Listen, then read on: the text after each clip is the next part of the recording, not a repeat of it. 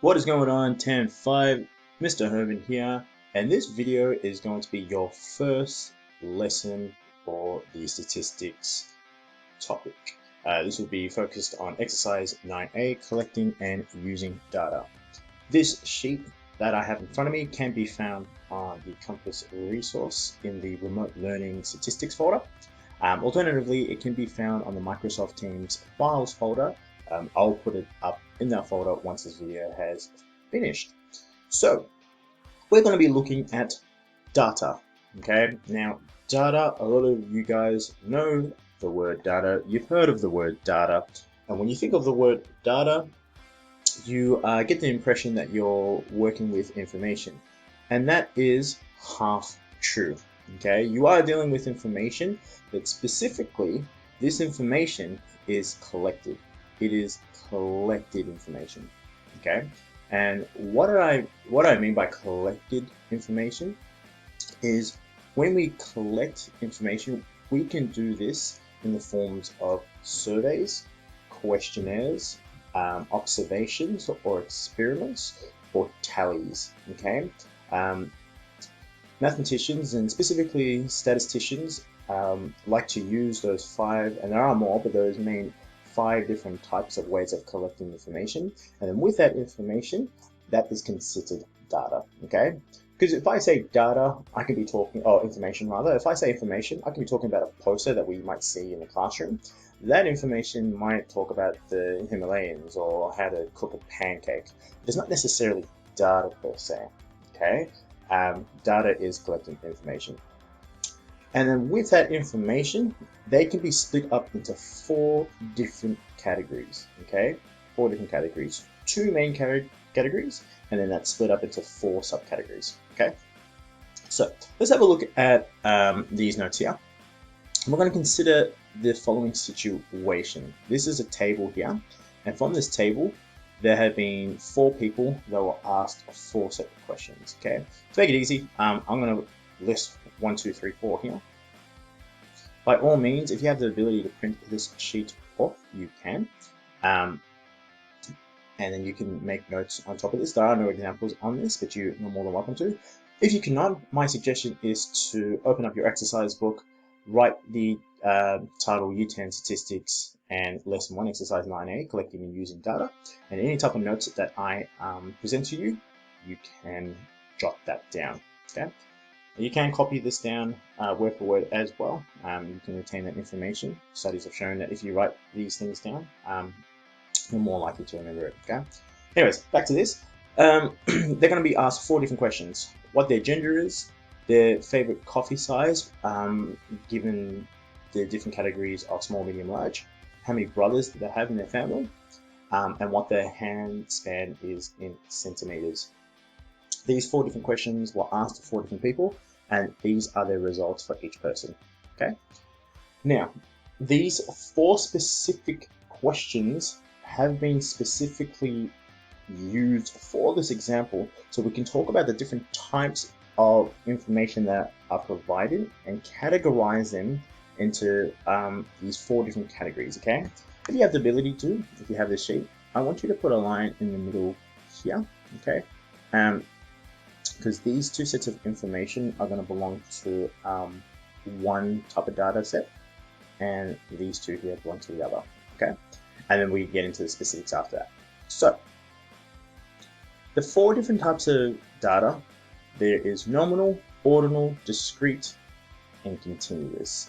If we backtrack here, you can tell that nominal and ordinal come from categorical data, and discrete and continuous come from numerical data. What does that mean? Let's look at this first, specifically these first 2 questions here. What is your gender, and what is your favorite coffee size? Clearly, these answers that these people provided, what is your gender, male or female, there are no numbers involved. Okay, that is a category. You can either be male or female in this circumstance anyways. Okay, that is a category. So this type of information here, what is your gender, that type of data that has been provided here belongs to the categorical type of data. Okay, same as a coffee size as well. What is your favorite coffee size, either small, medium, or large? Again, there are no numbers involved with this. This is a straightforward category. Okay, so again, this coffee size here also belongs to categorical. But the two main differences between this gender and the coffee size is these subcategories nominal and ordinal. Nominal just means it is random categories.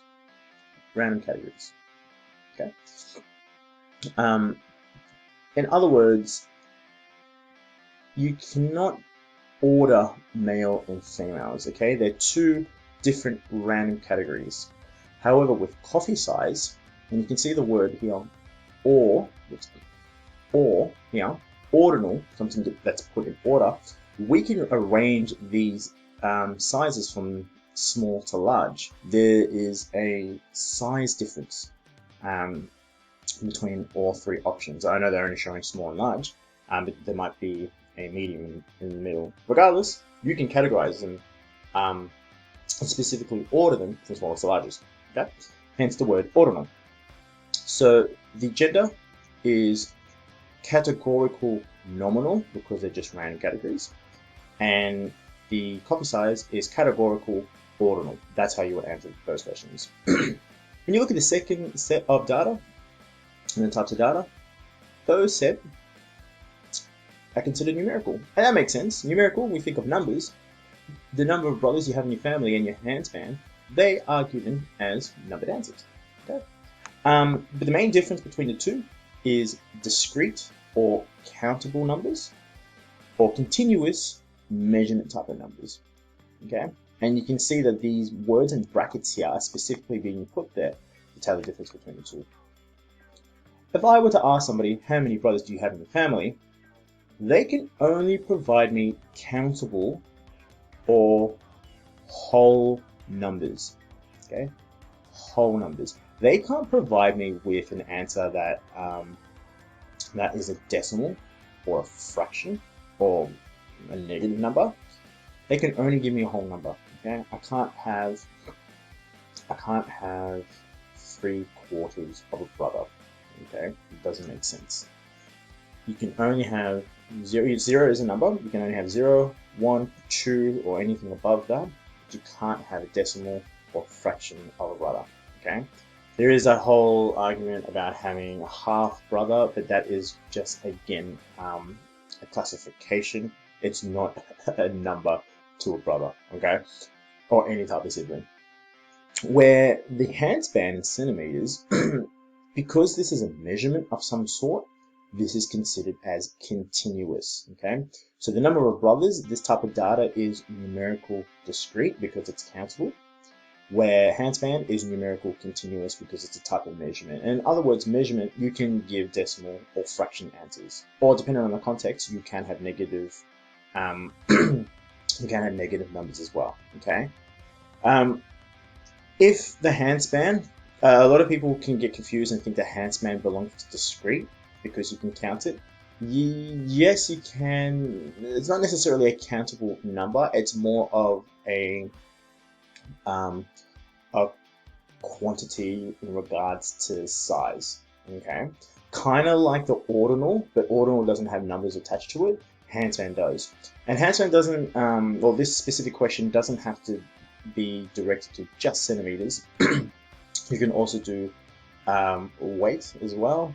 You can also do height, anything to do with centimeters, anything that's measurable, kilograms, liters. Okay, that type of information, if they were provided to you, depending on the question, is considered as continuous, numerical continuous. Okay? So those are the 4 different types of data that you can get. If you get a question that says, what type of data does this question belong to? You're going to answer from one of these 4 categories, okay? Just make sure that you're specific to the main category that it belongs to, and then the subcategory. So in this case, if you get a question that says, the survey was asked to see what Class 10 5's favorite meal sizes from small, medium, large from McDonald's is, what type of data is this? You would say this type of data is considered as categorical ordinal. Okay, you can't just say ordinal. If you were to do a test and you just answer ordinal, you only get half the marks allocated. Okay, so you have to be specific. Categorical ordinal. Okay. A little section here on this page will show you a little summary of the different types of data between categorical and numerical. So you can always rely on this if you get stuck on trying to answer what type of data a certain question is. Okay, so definitely use this and rely on this to help you out. The last section that we're going to look at is talking about different types of surveys, what a population is, and what a sample group is. So surveys are the main ways of trying to collect statistical data. I always struggle with that word. They have to be constructed carefully so that a person knows exactly what sort of answer to give. Okay. Sometimes when a person is given out a survey, they might already have options for you to choose from. Okay. Or you might provide just an answer depending on the context of the question. For instance, what is your favorite color? Or what is your favorite so-and-so? Okay.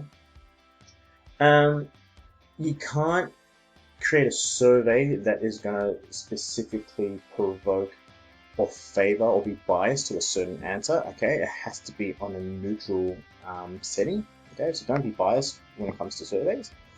And if a question contains an option to be chosen from a list, as I was talking about before, the number of options should be an odd number because there should be a balance between the different types of answers, and also a category that lies in the middle that is a neutral landscape or a neutral middle. In this case, strongly agree.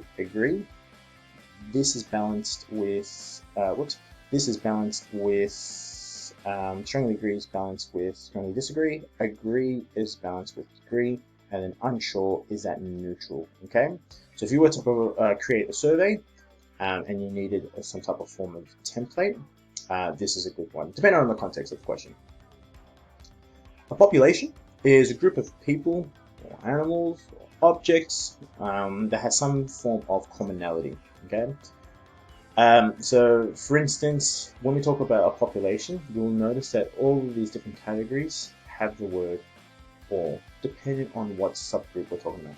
So we can talk about the population of all the people in Australia on census night, or all the students in your school or our school, or the boys within the maths class, or tigers in the wild in Sumatra. A population just pretty much means all from that subcategory or from that specific group. Okay, but it's all of them. Now, this is where it leads to the last and final part of this video: sample.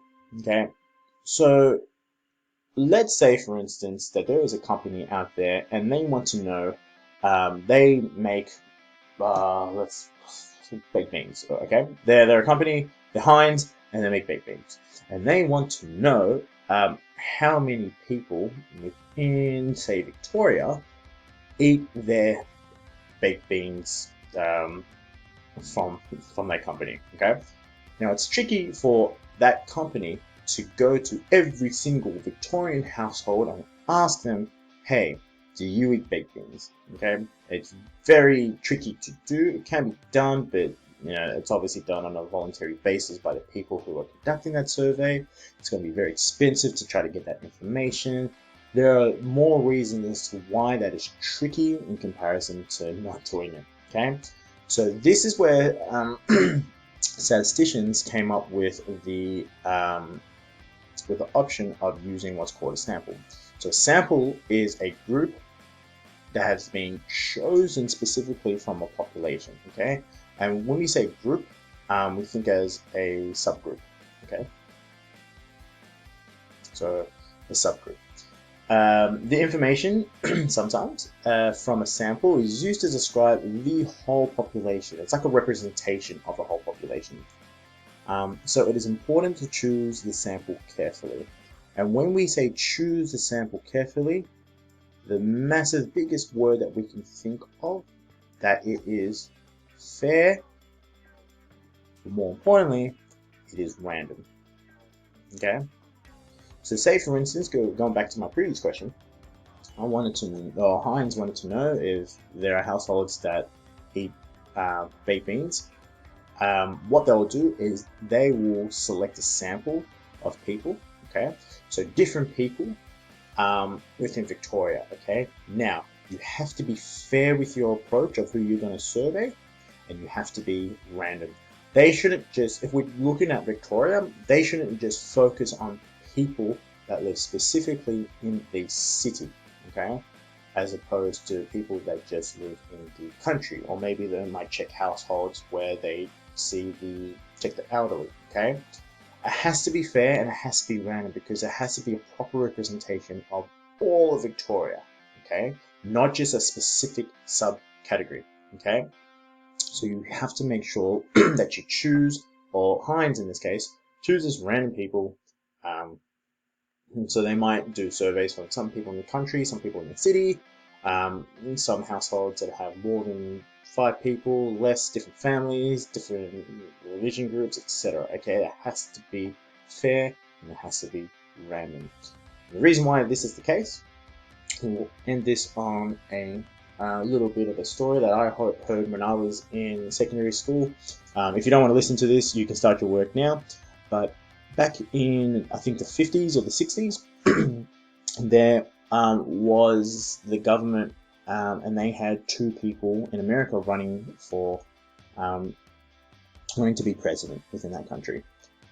And the way that they try to figure out if certain people who are running to be president are popular than the other is they do surveys and they do tellies and they just ask random people. The government will ask random people on the street, hey, who do you think, who do you favour, who do you think is going to win this president race? And that way they can display that information in the media.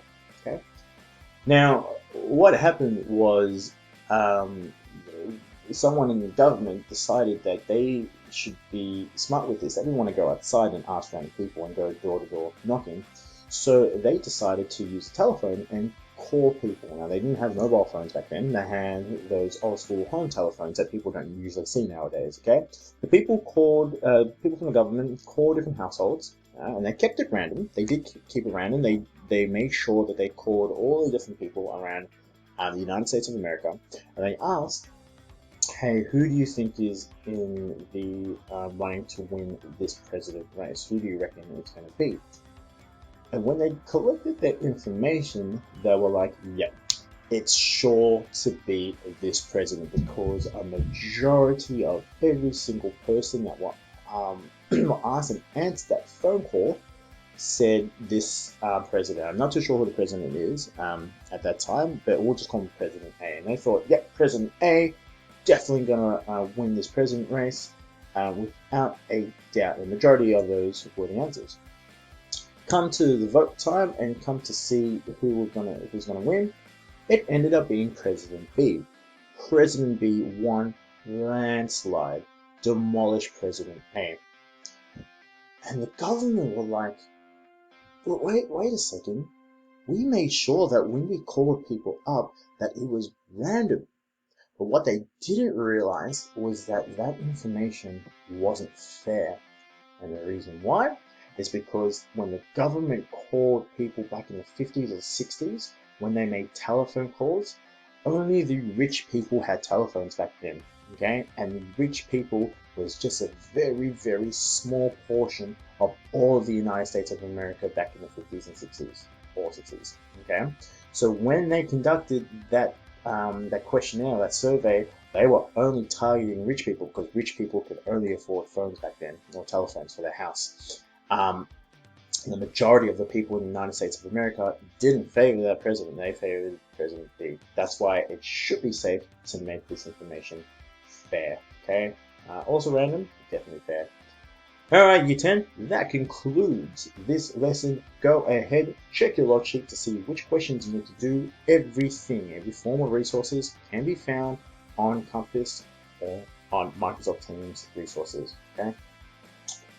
This has to be completed by the end of this week. I'm going to go ahead and also put the answers up on Compass as well. So make sure you check your answers as you go along. You can choose which type of level, foundation, advanced, or standard type of questions. Totally up to you. Have a great day, guys. If you have any questions, shoot me a message in the chat or in the group, or even flick me an email, and I'll make sure that I can answer it as soon as possible. See you guys in the next video.